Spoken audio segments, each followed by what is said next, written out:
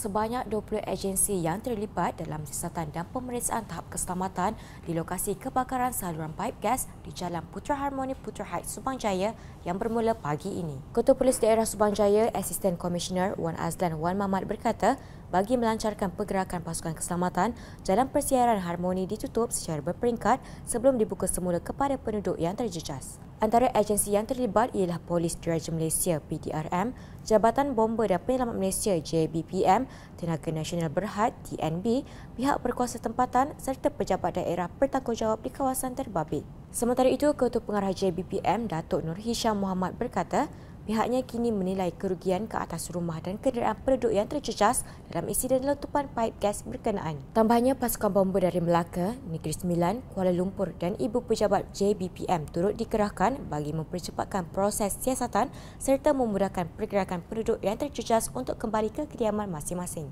Turut kelihatan di lokasi ialah pasukan unit anjing pengesan Kes 9 dan unit siasatan forensik dari Bukit Aman yang memulakan siasatan di kawasan kebakaran. Setakat ini, seramai 364 mangsa daripada 74 keluarga masih ditempatkan di dua pusat pemindahan sementara iaitu di Masjid Putra Heights dan Dewan Serbaguna Majlis Bandaraya Subang Jaya Dewan Camellia.